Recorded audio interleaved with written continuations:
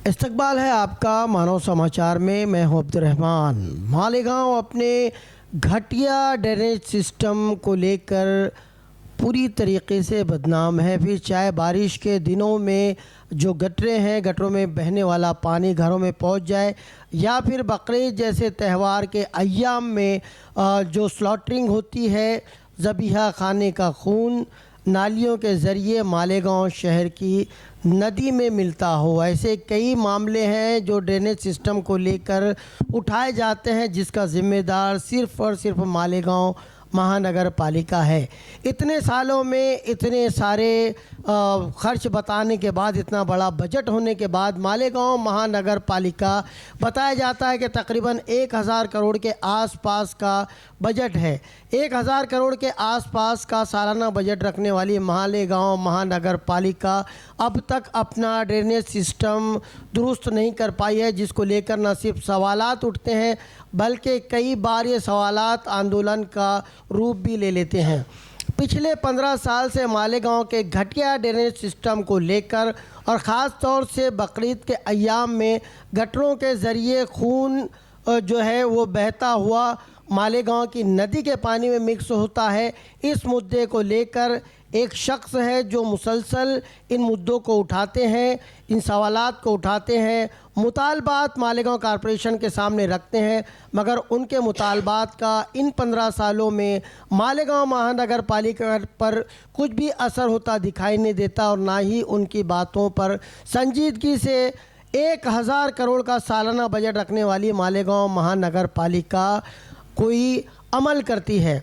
इस वक्त हमारे स्टूडियो में मालेगांव शहर के मशहूर सामाजिक कार्यकर्ता श्री रामदास बोरसे जी यहाँ पर मौजूद है, जिन्हें आपका स्वागत है। काका जी, सबसे पहले तो पिछले 15 सालों से हम देख रहे हैं, तकरीबन 2001 के आसपास से आप जो है मुसलसल एक मुद्दा जो है वो उठा रहे हो कि जो कुर्बानी के दिनों में गटरों के ज़रिए खून मिला हुआ पानी वो मालेगांव की नदी में जाता है, और उसके बाद जो है लोगों को तकलीफ़ होती है। आपके इस मुद्दे, इस मुतालबे को हम क्या माने? क्यों आप इस तरह के मुद्दे उठाते हैं? क्या आपको बकरीद के मौके पर होने वाले शहर की कुर्बानियों से कोई आपत्ति है, या फिर आपकी शिकायत किन चीज़ों को लेकर है? उम्र का तगादा रहता, वैसे ही हर कोई भी मज़हब का एक मकसद रहता, वो अपने अपने तौर तरीके से कुर्बानी करते। कुर्बानी से हमारे को कोई रुसवा नहीं। हमारे मालेगांव शहर की जनता जो है उसको कॉरपोरेशन होने के बाद में क्या मिला? जब नगर पालिका थी, गांव वैसा ही है और आज भी वैसा ही है। एक समस्या नहीं है, हम एक समस्या के ऊपर हल नहीं चाहते, और भी सारे प्रॉब्लम से बार बार इस मालेगांव शहर के अंदर तुम गवाह है। मैं तो शुक्रिया करूँगा मानव समाचार का कि जब भी मैंने आवाज़ उठाई तब तो उन्हें दखल ली है। मैं ऐसा बोलूँगा कि हम कॉरपोरेशन को टैक्स अदा करते, उसके मुबदला हमको पानी मिलता क्या? उतना नहीं मिलता। उस मामले पे भी हम बोलते। मालेगांव शहर के अंदर 24 साल हो गए, पार्किंग नहीं है, फिर भी लोग अपने तौर तरीके से रास्ते से गुजरते हैं। कैसे गुजरते? मेन प्रॉब्लम बोले तो तुम रास्ते से अगर गुजर जाएंगे तो तुम्हारे को वो किनारे से ये किनारे जाने तक 15 तो 20 मिनट रुकना पड़ता है। ये वाहतुक समस्या है, उसके वास्ते नियोजन करना चाहिए, वो नियोजन कॉरपोरेशन नहीं करता। जबकि नगर पालिका थी तो हर जगह वन वे था। वन वे रहने की वजह से कोई दिक्कत नहीं आती थी, हर आदमी अपने अपने तौर तरीके से अपने अपने रास्ते से गुजरता था, और शहर अभी बहुत बढ़ गया। वन वे ख़त्म हो गया, उल्टा हो गया। जब शहर की लोक संख्या कम थी, नगर पालिका थी, तब वन वे था। अभी वन वे तो है नहीं, मगर रास्ते इतना है कि बेकायदेसर पार्किंग यहाँ पे नहीं है, कानूनन पार्किंग नहीं है, कोई कहीं भी पार्क कर लेता।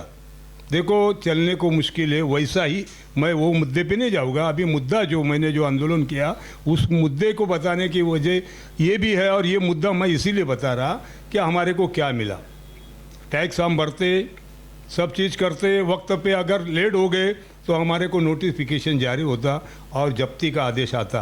वैसा ही कानून मैं बोलता कॉरपोरेशन के वास्ते सरकार क्यों नहीं लागू करती कि तुम वक्त पे लोगों के कामकाज नहीं करते हैं तो तुम्हारे ऊपर भी कुछ कार्रवाई होना चाहिए। जबकि मैं 2010 से ये मामला मौसम नदी का उठाते आया और उठाते रहूँगा जब तक मेरी जान में जान है। इंसाफ मिले ना मिले, वो बोलते हमारे में कहावत है, देव ना देव तगादा करते रहो। रही बात मौसम नदी में खून नहीं आता, ऐसा अगर कोई बोलेगा तो उसका पुरावा मैं बहुत टाइम कॉरपोरेशन दे चुका हूँ और हालात सब लोग देखते हैं मालेगांव के लोग। तो हम बार बार ये कहते हैं कि केमिकल युक्त तो पानी आता जाने से, वहाँ पे बहुत सारी फैक्ट्रियाँ है, उसका पानी आता। उसके बाद में हमारे मालेगांव के सब गटारा नदी में छोड़ दिए। कानूनन नदी में छोड़ना जुल्म है, उसके वास्ते ड्रेनेज तैयार करके एक अलग से पाइपलाइन तैयार करना चाहिए थी। 1981 में हरलाल सेठ असमर थे, उन्होंने ये गंदा पानी छोड़ने के वास्ते विरोध किया था, मगर वो कहीं तो भी रुक गए या उनका कोई माने नहीं। ये पानी नदी में आ गया, कौन था? गडर का। गडर के बाद में केमिकल का आया, और जैसे जैसे बकरी ईद आज नहीं हो रही, बकरी ईद सदियों से चलती आई। उस टाइम हमारे मुस्लिम भाई मालेगांव के कत्ल खाने में कत्ल करते थे। अभी आबादी बढ़ गई और हमारा ये कहना है कि आबादी के हिसाब से मालेगांव कॉरपोरेशन ने उसकी व्यवस्था करना चाहिए। अगर उसकी व्यवस्था किए तो खून नदी में नहीं आएगा, नदी में नहीं आएगा तो प्रदूषण नहीं होएगा। प्रदूषण का मामला ऐसा है कि आज देखो दिल्ली के हालात, 20 या 30 दिन उनको स्कूल बंद रखना पड़ती, कभी कभी ट्रैफिक बंद रखना पड़ती। इतना प्रदूषण बढ़ गया कि रास्ते से चलने से उनको मुश्किल होती, जिसको बोलते जल प्रदूषण, वायु प्रदूषण।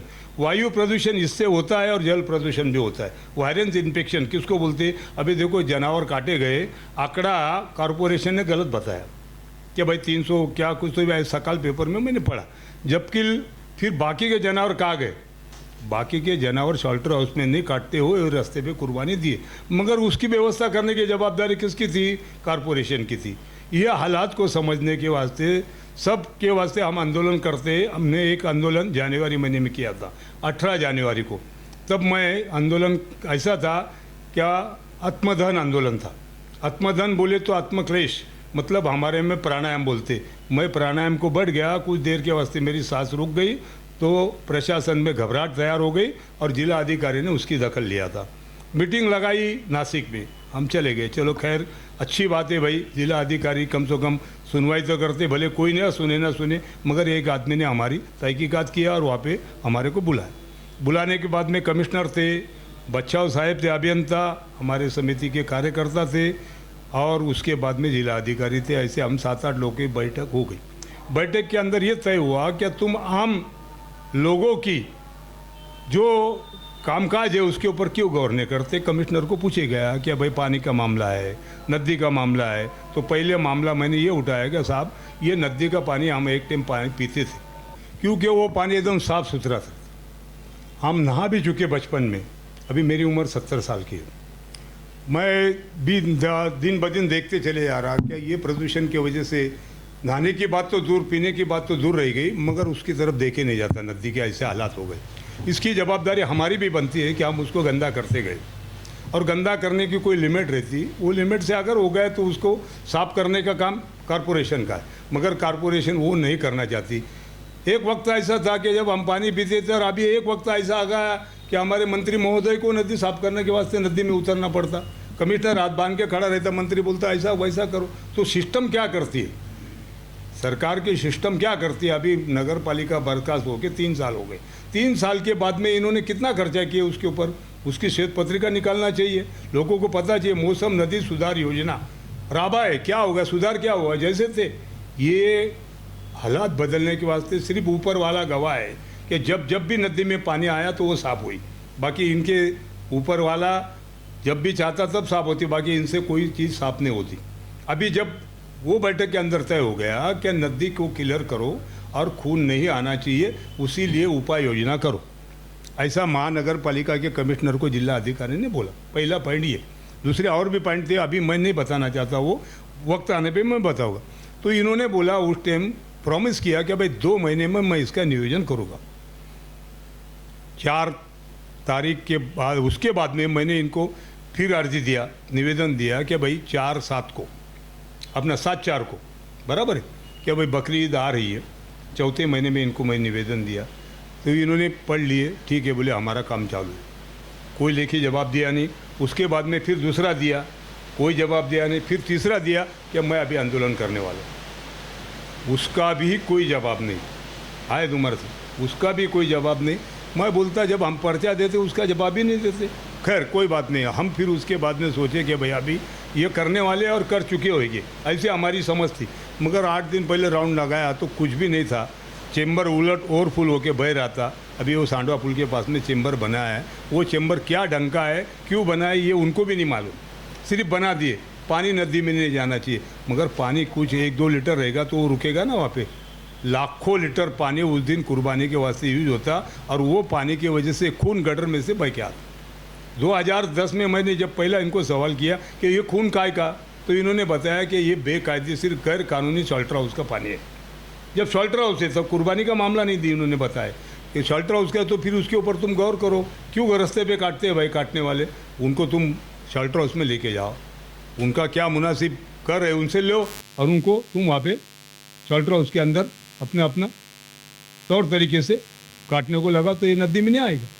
इन्होंने कम से कम 10 तो 12 लोगों के नाम मेरे को लिख के दिए। उस लोगों के ऊपर इन्होंने कार्रवाई किए नहीं किए। फिर बाद में जब मैं पूछने गया तो क्या हुआ, बोले वो काम हमारा नहीं, वो काम पुलिस का है। पुलिस बोलती वो काम हमारा नहीं, कॉरपोरेशन का है। मैं बोलता दोनों में एकता नहीं, और दोनों के मेहरबानी से ही उसके अंदर हो सकता है किसकी पार्टनरशिप होगी नहीं होगी, किसके मेहरबानी से चलता, वो तो अपने को खबर नहीं रहती। मगर जो हकदार है पुलिस और कॉरपोरेशन, इन्होंने वो गैर कानूनी शॉल्टर हाउस बंद करना चाहिए। नदी में रोज आता है पानी, कुर्बानी के वक्त ऐसा नहीं, मगर कुर्बानी के वक्त इतना आता कि 100% आता। रोज आता 2 घंटे। कुर्बानी के वक्त 3 दिन रक्त मिश्रित पानी से हमारी नदी रक्त रंजित हो जाती, खून से लहलहान हो जाती। इसीलिए हमने बोला कि अभी रक्त का अभिषेक करते हुए हमने गेरू, ये खून का प्रतीक है, वो गेरू लगाने से ऐसा मालूम पड़ता कि खुद हम खून में नहा रहे। इसलिए मैंने गेरू लगा के अभी बकरीद के दिन आंदोलन किया। आंदोलन करने के बाद में भाजपा शहर अध्यक्ष आए, उन्होंने पूछे कि भाई क्यों आंदोलन चालू है। मतलब तुमको मालूम है मैं हर साल करता हूँ। तो बोले ये आंख पे क्यों लगा लिए। मतलब देखो अभी हमारे अपर साहब है, उन्होंने विरोध किया कि भाई तुम ये मत करो, पूजा मत करो, ये मत करो। तो मैं बोला तुम परमिशन नहीं दे रहे। खैर फिर शाम को परमिशन देने को तैयार भी हो गए, और उन्होंने इतना दबाव डाल दिया तो मैं सोच में गिरेगा कि भैया सीधे तौर तरीके से मैं हर साल करता हूँ, फिर इसमें मजहबी दौर कैसी क्या आएगा। तो उन्होंने ख्याल बना लिया अपने शहर अध्यक्ष ने कि भाई इसको मजहब का रंग मत दो, ये हिंदू मुसलमान का मामला नहीं है। ये पानी तो सभी पीते हैं ना, ये डैम में जाता, और भी गाँव पीते, और ये साफ सुथरा पानी रहेगा तो बीमारी नहीं बढ़ी। देखो अभी 2 दिन से डायरिया चालू है मालेगांव शहर, गैस्ट्रो चालू है। एक बच्चा बीमार गिरता है उसके ऊपर 10,000 रुपया खर्चा होता है। बीमारी की वजह नहीं बताते। वायरल इन्फेक्शन, कोरोना से हम क्या सीखे? कोरोना से कुछ नहीं सीखे हम। मैं बोलता देखो जवान छोकरे अटैक आया, फाटक बंद हो जाता। ये कहाँ का तरीका है? कोई बीड़ी नहीं पीता, कोई सिगरेट नहीं पीता, उसको भी कैंसर। हमारा दावा है प्लास्टिक का प्रदूषण, ये पानी का प्रदूषण और वायु प्रदूषण से हर घर में 10 साल के बाद में तुम्हारे को कैंसर का मरीज नजर आएंगे। कौन बचाएगा इस गांव को? कौन बचाएगा इस गांव को? अगर आज भी से तुम इसके ऊपर गौर नहीं करेंगे, ये तो बस अपने मस्ती में रहते अधिकारी। कमिश्नर तो ऐसा समझता कि मेरा कोई बिगाड़ नहीं सकता, बहुत बड़ी ताकत है कमिश्नर की, उसके सारे वो किसी को जुमानता नहीं, सुन लेता। अब मैंने पीछे लिखा था गोड़ बोलनारी जापान मशीन, सिर्फ मीठा बोलता। जापान में मशीन है, जापान मशीन बोलते उसको, वो दिन भर बोलती वेलकम आओ जा। वैसा इसका ये मशीनी काम चालू है। इसके मालेगांव के लोगों के साथ ये खिलवाड़ चालू है। कमिश्नर जो है सिर्फ खिलवाड़ कर रहा। साफ सफाई का मामला बोलो, नदी प्रदूषण का मामला बोलो, पार्किंग का मामला बोलो, और बहुत सारे ऐसे मामले हैं। तुम बताओ ना, साफ सुथरा मालेगांव कब देखेगा हमारे को? कब दिखेगा? और सिटी में ये सब प्रॉब्लम नहीं है। रोड बन जाता, साइड पट्टी नहीं है। फिर वो धूल का मामला, सवेरे हम घर से नहा धो के निकलते, शाम को जाते ना तो पूरे मुखड़े के ऊपर आकर रुमाल भी फिरा दिए, हाथ भी फिरा दिए, तो पूरा काला रिजल्ट आता। कैसे जिएंगे लोग? ये हमारे को तो लोगों की ज़िंदगी का सवाल है। ये प्रदूषण मेरे वास्ते और तुम्हारे वास्ते नहीं, ये पूरे गांव के वास्ते। ये पानी मेरे वास्ते तुम्हारे वास्ते नहीं, तुम्हारा मेरा झगड़ा नहीं है कुछ। इसको मजहबी रंग तो कोई दे ही नहीं सकता, और न किसी ने दिया। मैं 14 साल से कर रहा हूँ। मैं कुर्बानी के खिलाफ थोड़ा करता हूँ। मैं कॉरपोरेशन ने इसके इंतजाम नहीं किए, इसीलिए मेरी लड़ाई कॉरपोरेशन से है। और जिला अधिकारी ने उस दिन बोला कि भाई हम 3 दिन के बाद जाने दो, हम मंगल या फिर बुध के दिन आते, वादा किया था। तो उनके कहने के ऊपर मैंने मेरा उपोषण पीछे लिया क्या, और फिर भी 2 दिन खून बह रहा था, इनको कुछ लेना नहीं देना नहीं, ये बोलते आंदोलन करते क्या होता। तो अभी जिला अधिकारी ने दखल लिया, तो जिला अधिकारी यहाँ पे आने वाले थे। मैं उनको बोला साहब आप इधर आइए, और भी लोग कोई ना कोई तुम्हारे को निवेदन देगा या तुम्हारे से बातचीत करेंगे, 4 अच्छे लोगों की बैठक लो, गांव के बारे में सोचो। तो उन्होंने अभी ये लेटर भेज दिया कि तुम नासिक को आओ मंगल के दिन। अब मैं बोलता समस्या मालेगांव की है, नासिक की नहीं है, तो जिला अधिकारी साहब ने आना चाहिए था। अभी हमारा फिर सोच रहे कि भाई हम जाना क्या नहीं जाना। हम तो इस मकाम पे पहुंच गए कि अभी हम नासिक नहीं जाएंगे, हम मालेगांव में रहेंगे, फिर से आंदोलन करेंगे, और समस्या है, और समस्या के ऊपर हम आंदोलन करेंगे फिर से। आपकी सारी बातें बहुत हद तक जो है वो सही भी हैं, दुरुस्त भी हैं, मगर केवल 3 दिन या बकरीद का जो गटरों में जो खून बहता है, हालांकि नहीं बहना चाहिए, गैर कानूनी स्लॉटरिंग नहीं होनी चाहिए। जो कॉरपोरेशन की तरफ से बनाया गया जो स्लॉटर है वहीं पर जाकर कुर्बानी होनी चाहिए, मगर ये मसला जो है, ये मुद्दा जो है पूरे 12 महीने का है। पूरे 12 महीने गटरों से गंदा पानी आता है, केमिकल आता है, ये समस्या पूरे 12 महीने की है। मगर सिर्फ केवल इन 3 दिनों को बुनियाद बनाकर अगर आप मुद्दा उठाते हैं तो ऐसा लगता नहीं है। मुद्दा आपका जायज़ है, बात आपकी सही है, बात आपकी दुरुस्त है, मगर ऐसा लगता नहीं कि सिर्फ ये 3 दिनों को बुनियाद बनाकर अगर कोई मुद्दा उठाया जाए तो कहीं ना कहीं ऐसा लगता है कि किसी एक धर्म या किसी एक पक्ष के लोगों को जो है वो निशाना बनाकर ये मुद्दा जो है वो चलाया जाए। 12 महीने भी आपका ये आंदोलन, मैं इसलिए पूछ रहा हूँ कि लोगों के जहन में सवाल आ सकता है, 12 महीना आप लोगों का ये आंदोलन क्यों खामोश रहता है, सिर्फ इन्हीं 3 दिनों में जो है आप लोग जो है इस तरह का आंदोलन क्यों करते हैं? 3 दिन की करने की वजह कुर्बानी को हमारा विरोध नहीं, अपनी अपनी सोच है, कोई कुछ भी सोचे, मगर हमारा ये कहना है कि हमारा कुर्बानी को विरोध नहीं। 3 दिन इसीलिए कहे कि बेहद पानी नदी में बहता 100%, और दिन जो बहता है वो सिर्फ 2% बहता है। कहने का मतलब 2 घंटा बहता है। ये तो 24 तास ना दिन और रात 3 दिन बहते रहता है, और वो डैम में जमा होता है, उसका नियोजन नहीं करते। हमारा झगड़ा तो कॉरपोरेशन ने है ना। मालेगांव के कोई शेल्टर हाउस के पास जाके मैं आंदोलन नहीं किया, या कोई मोहल्ले में नहीं किया, या किसी को बोले भाई तुम कुर्बानी क्यों कर रहे, वो हमारा विषय नहीं है। कोई क्या काटे कोई क्या नहीं काटे उसके बारे में हमारे को कुछ कभी हम बोले भी नहीं। अगर बोलना है तो शुरू से हम वो बारे में विरोध करेंगे ना। हमारा वो मजहबी दौर से कुछ लेना देना नहीं। हम इस शहर का हर बासिंदा कैसा सुकून से रहे, कैसा खुशहाल रहे, और कैसा प्रदूषण मुक्त हमारा गांव रहे, उसके ऊपर लड़ते। तुम बोल रहे 3 दिन की बात, फिर जनवरी में हमने वो सब्जेक्ट क्यों रखा वहाँ पे जिला अधिकारी के पास में? जनवरी महीना, और अभी कौन सा चालू है तुम्हारा?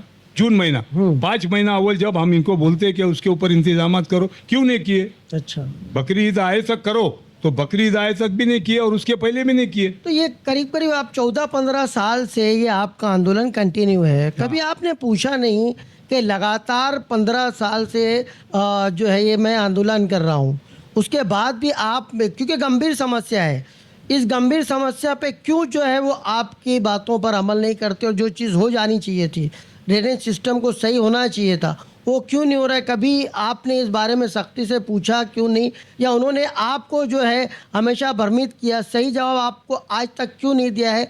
आपकी बातों को क्यों गंभीरता से नहीं ले रहे हैं? देखो, हमारी बात की दखल सिर्फ प्रदूषण महामंडल ने लिया है। इनको कॉरपोरेशन को 3 टाइम फाइन कर चुकी। हरित लवाद तरफ आए, हरित लवाद ने सब पे तरफ विजिट किए, मगर वो सिर्फ, मैं ऐसा समझता कि कुछ दिन के वास्ते अमल में आता, फिर जैसे थे, मामला रुकता नहीं। जैसा आज मैं तुमको बोल दिया अतिक्रमण हट गया, दूसरे दिन फिर वापस आ जाता। सोचने वाली बात है ना। मैं अकेला मालेगांव का शहर का बासिंदा नहीं हूँ, और भी लोग सियासतदार वो खून के ऊपर क्यों नहीं बोलते? बोलना चाहिए, उनका हक है बोलने का। हमारा मकसद ये है कि प्रदूषण नहीं होना है, जल प्रदूषण।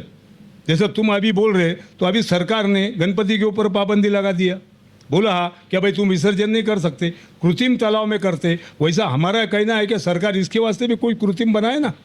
हम कुर्बानी को थोड़ा रोक रहे। तुम बताओ कि हमने कब बोला कुर्बानी के बारे में कि भाई कुर्बानी की वजह से नहीं। हमारा कहना है गैर कानूनी शेल्टर होता है, वो अगर कानून से हुआ तो नदी में नहीं आएगा ना।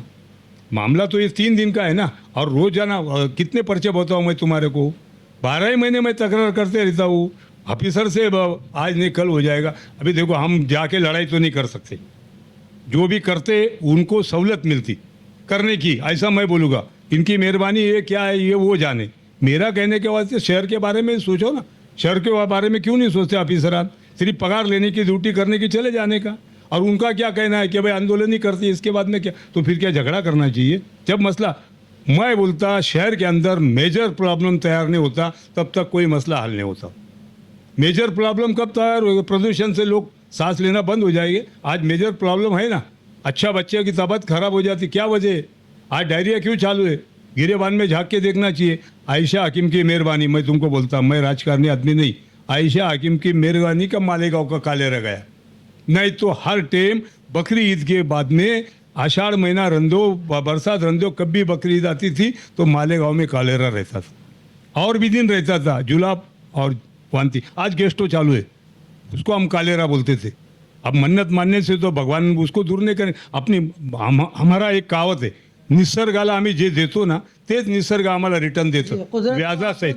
कुदरत ही हमको रिटर्न देती लौटाता है। अरे मेरे बाप जन्म में इतना पानी नहीं देखा मई महीने में।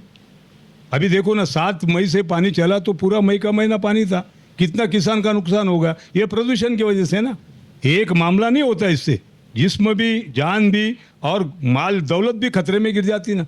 कल मौसम नदी में सैलाब आ गए, आज नदी किनारे कितने लोग हैं, इसके बारे में गवर्नमेंट कब सोचेगी? वो बह जाने के बाद में नहीं सोचते। ये मामला भी हम उठाते, एक मामले पे ऊपर नहीं, हम पार्किंग के वास्ते झगड़ते। 18 जगह पार्किंग पॉइंट है, वहाँ पे लोगों ने अतिक्रमण कर लिया। अभी जो है बाकायदा आपको जो है वो आपकी बात को गंभीरता से लेते हुए एक मीटिंग की जो है बात कही गई है। क्या लगता है आपको, कितनी सकारात्मक सोच को लेकर वो जो है आपके साथ बैठेंगे और आपकी बात या आपके मुद्दों को कितनी गंभीरता से लेंगे? और क्या आपको लगता है कि ये जो विषय आप पिछले 15 साल से उठा रहे हैं, क्या ये साल में पूरी जो ये समस्या उठ जाएगी? देखिए बिल्कुल आपकी बात से मैं सहमत हूँ, यहाँ धर्म या मज़हब की कोई बात नहीं है। बीमारी फैलती है, सभी बीमार होते हैं, गांव साफ़ सुथरा होना चाहिए, एक क्लियर जो है ड्रेनेज सिस्टम होना चाहिए। और अगर इस तरीके की गटरों से अगर खून बहता है या गंदगी बहती है तो उसके लिए एक बढ़िया एक सिस्टम जो है होना ज़रूरी है। नदी को पाक साफ रखना वो हमारी और आपके साथ साथ सरकार की, गवर्नमेंट की, कॉरपोरेशन की, सबकी जिम्मेदारी है। अब इस चीज़ को लेकर आप जो है किस तरीके से अपनी बात जो है उन तक जो है पहुंचाएंगे और आपकी बात पर कितनी संजीदगी से या कितनी गंभीरता से जो है वो गौर करने वाले हैं? देखो जिला अधिकारी को इसकी फिक्र है, मगर हमारा कमिश्नर इसके ऊपर कोई बोल नहीं सकता ना। 5 महीने से इन्होंने कुछ ऐसा एक गाड़ी भी उठा के उधर का अगर करते होते तो इतना पानी नहीं आता। कमिश्नर की मुँह ज़बानी है 100% होएगा नहीं, अरे तो कितना टक्का होएगा ये तो बता। इन्हें तुम्हारी उसको पाठिंबा है क्या? फिर तुम क्या चाहते हैं? 100% नहीं। ये जब मैं 8 दिन पहले पूछने गया, उस टाइम सरकारी वकील भी थे मेरे साथ में, सुशील हिरे, इनकी बैठक चालू थी, मैं वहाँ पे पहुंचा। मला साहेब काय झालं ते रक्त मिश्रितचं काही होणार आहे का नाही? त्या इतक्या दिवशी जास्त पाणी येतं, ती व्यवस्था करून द्या। ये मराठी में बोला मैं कि भाई उनको शेल्टर हाउस बढ़ा दो, 14 है तो 25 करो ना, वो रास्ते भी नहीं आएंगे। इन्होंने जानबूझ के 14 के 14 रखे। शहर इतना बड़ा हो गया, 14 कितने दिन से, ये भी रिकॉर्ड देखना चाहिए ना। जी जी बिल्कुल। लोग रास्ते पे आने की वजह क्या है? लोगों को कोई ऐसा इन्हें खुशी नहीं होती कि हम रास्ते पे काट रहे। उनको भी समझता है कि ये चीज़ गलत है, मगर उनके इंतजाम कारपोरेशन ने करना चाहिए। कारपोरेशन नहीं करती है। जब जिला अधिकारी को फिक्र है, ऐसा समझोगा फिक्र कितनी है वो बाद में समझेगा, वो दखल लेते हैं। और ये क्यों नहीं दखल लेते? सूझबूझ रख के क्यों इन्होंने किसी की मीटिंग नहीं बुलाए? यहाँ का कमिश्नर क्या करता है वो बात और है। जैसे एसपी को बोलने जाओ तो वो बोलते कारपोरेशन करेगी, कारपोरेशन को बोलने जाओ तो फिर एक काम करो, सब पुलिस के पास दे दो ना, घर पट्टी, नल पट्टी सब वसूल करेंगे वो, पूरा मामला पुलिस के हवाले कर दो, हर चीज में पुलिस। फिर ये काय को शो पीस है क्या? इन्होंने करना क्या है ये तो मेरे को पता। इनको सिर्फ टक्केवारी काम करने में इंटरेस्ट है। मालेगांव के आवाम से खिलवाड़ चल रहा और चलते रहेगा, मगर अभी वक्त ऐसा आ गया कि पूरे गाँव ने अगर आवाज उठा दिया, मैं बोलता ना, बहुत से लोग क्या करते, सियासतदार उतनी पुरती उतनी अपनी सियासत कर लेते, उसके बाद में इलेक्शन आया तो बहुत सारे मामला आते, तुम्हारे को भी तजुर्बा, इलेक्शन के बाद में भूल जाते। हमको तो कोई इलेक्शन के लेने से कोई वास्ता नहीं ना, ना आमदार होना, ना मेरा बाप दादा खासदार थे, तो मैं क्यों बोलूँ उसके ऊपर। मेरा कहना है गाँव के हिसाब से भाई उसको हल करना चाहिए। ये जानबूझ के हल नहीं करते। जैसा वो कहावत है ना, कोई चीज़ बनाएगी मगर तारीख नहीं बताई। जब सुधीर राउत था, अच्छा कमिश्नर था, उसने सब मंजूर करके लाया, 80 कोटी रुपया आया, 80 कोटी रुपया गया का उसका हिसाब कोई मांग रहा क्या? पहला 15 कोटी गया, बुयारी गटर का पहला 15 कोटी गया, ये 500 कोटी अलग से, और ये मौसम नदी सुधार के नाम से 80 कोटी आया। अगर वो कर भी देते तो वो सक्सेस है काय पैसे? उसका टेस्ट रिपोर्ट, अभी ये गटर जो बन रही है जी, जी। जगह जगह, इसका टेस्ट रिपोर्ट कौन ले रहा? कोई है क्या उसके ऊपर मुकर्रर किया है क्या? मैं बोलता चोर चोरी कर रहा, तुम उसको भागने देते, चोरी करने देते, बाद में बोलते चोर चोर चोर। अरे वो तो चलेगा जब नहीं पकड़े, बाद में चिल्लाने से क्या फायदा? तो हम वक्त का तगादा ये कि हम उसी वक्त चिल्लाते जब वो हकीकत होती है, और हकीकत को बयान करना मजहबी दौर उसमें नहीं आता। हकीकत को इंसानियत है। खरा तो एकची धर्म जगाला प्रेम हार पावे, जी खरा तो एकची धर्म जगाला प्रेम हार पावे। मतलब ऊपर वाला बोलता कि प्रेम से रहो, प्रेम का हार दो। एक ही धर्म है प्रेम, ना हिंदू बनेगा ना मुसलमान बनेगा, इंसान की औलाद है, इंसान बनेगा। ये जो अभी नया इन लोगों ने अंडरग्राउंड गटर का एक पूरा जो है जाल बिछाया पूरे शहर में, क्या लगता है आपको, क्या ये होने के बाद उसमें कोई कमी आएगी जिस मुद्दों को आप उठा रहे हैं? क्या नदियों में फिर जो है इस तरह का गंदा प्रदूषित खून से मिला हुआ पानी नहीं आएगा? क्या कभी कमिश्नर ने इस पे कोई रोशनी डालने की कोशिश की कि पूरे प्रोजेक्ट का कोई फायदा होने वाला है? कमिश्नर ये मामले के ऊपर कुछ बोलने को तैयार नहीं। वो क्या बोलता, तुम्हारे बाथरूम का और तुम्हारे ड्रेनेज का पानी उसमें जाएगा, अच्छा जो गटर का पानी है वो गटर से बहते रहेगा। अच्छा अच्छा अब गटर में ज्यादा तो ड्रेनेज का और बाथरूम का ही पानी रहता, और ऊपर की बरसात गिरा तो वो पानी रहता। जो हिसाब से ये पाइप वापर रहे जी। वो अगर चोकअप हो गया तो उसके वास्ते में अच्छा, कोई बैकअप प्लान नहीं है? नहीं है। और जगह भी बना है तो वहाँ पे सिस्टम है क्या? तुम पत्रकार है, मैं तुम्हारे से सवाल पूछूंगा, इन्होंने उसकी मालूमात दुनिया के वास्ते अपना मालेगांव वाले रखे क्या नहीं। कि भाई हम ये काम करने जा रहे, जैसा कोई अतिक्रमण इनको निकालना है तो नोटिस जारी करते, हम तोड़ने आ रहे, नहीं नोटिस दिए तो गैर कानूनी होता। फिर ये जो कर रहे ये आवाम को क्यों नहीं बताते? यहाँ के लोक प्रतिनिधि इनको क्यों नहीं पूछते? अभी तो कारपोरेशन में नगर सेवक नहीं, खैर इनका राज है। मैं इसके पहले भी प्रशासक राजवट देख चुका हूँ। राणे साहब थे 72 से लेके तो 74 तक, उसके बाद में मोरे साहब थे 80 से लेके तो 84 तक, ये दोनों प्रशासक को देख चुका हूँ। उनका सिस्टम था भाई, वो गांव के बड़े लोगों को जिनको सूझबूझ थी उनको साथ में लेके चलते थे, पूछते थे। सादा नदी के अंदर से वो घान उठाते थे, उसके ऊपर अगर किसने गलती कर दिया तो उसको फाइन करते थे। अच्छा नीला होता था पहले नदी का। ये पानी जो एक जगह जमा करते थे, अच्छा। उससे खत तैयार होता था। अच्छा। मतलब वो खेती में जाता था। अच्छा। वो पानी नदी में नहीं बहता था, उसको ऐसा कवरेज करते थे, और वो पानी का खत तो बैलगाड़ी से निकाल के फिर ट्रक से भर के वो बेचे जाता था। अभी ये तो उधर ले जाते, कहीं थे महिला शिवार में ले जाते बार बार के। और मैं तुमको बताता, देखो अभी जिसको ठेका दिया है उसका काम था कि ये साफ सफाई का मामला, उसके अलावा इनको ट्रैक्टर लगाना पड़े, उनके अलावा उनको डंपर लगाना पड़े, क्या वजह? तो फिर उसको इतना पैसा क्यों दिए? अच्छा अच्छा ठेकेदार को इतना पैसा क्यों? कौन पूछ रहा है इनको? मनमानी कारोबार चालू है, और इनके पीछे बहुत बड़ी ताकत है। ये ताकत के हिसाब से देखो, मैं क्या बोलता, तुम नीचे से तकरार करेंगे ऊपर जाती, ऊपर वाले को इंटरेस्ट कितना है मैं नहीं बता सकता, मगर मेरा काम है क्या हमारे मालेगांव के आवाम के वास्ते सोचो। अरे हम मालेगांव के लोग कैसे कंट्रेक्टर एरिया में जी रहे, तुम जाके देखो ना कमालपुरे में, वहाँ से एक गली ऐसी है कि वहाँ से जनाजा नहीं निकलता। कब सुधरेगा हमारा गाँव? कब सोचे कि इतना करोड़ों रुपया आता तो जाता का? वो विकास के वास्ते वापरे नहीं जाता। रोड बनेगा तो उसकी गारंटी नहीं, गटर बनेगी तो उसकी गारंटी कार्ड लो ना तुम, वो ठेकेदार से गारंटी रहती क्या? वो 5 साल के पहले छूट जाती ताकि फिर दूसरा बनाना पड़े। हमारे वार्ड में एक नगर सेवक चुन के आए, उन्होंने रोड बनाए फिर छूट गए, वो 5 साल आने के पहले छूट गए ताकि दूसरा टेंडर मिले। उसमें वो क्वालिटी नहीं आती। क्वालिटी कैसे आएगी? वो ठेकेदार जो रहता, वो ठेकेदार अभी ठेकेदार रहे नहीं ना, दूसरे ठेकेदार हो गए ना, आए समझ में। तो तुम तकरार किसके पास करेंगे क्या भाई इसमें एस्टीमेट में मिलावट है? चूल्हा क्या समझता? क्योंकि वो आदमी किसका है ये पहचानना बहुत जरूरी है, और वो पहचाने नहीं जाता, सबको मालूम है। मगर रोजमर्रा की जिंदगी में लोग बेचारे कहाँ लड़ते बैठेंगे, किसको फुर्सत है? दबाया जाता है, यहाँ पे दमदाटी किए जाती। अभी मैंने मोर्चा निकाला, पानी वक्त पे नहीं आता था, पैड को 4 बजे 5 बजे पानी आता था। महिला बेचारी वो घर संभालेगी क्या पानी भरेगी? पानी आके चले जाता था।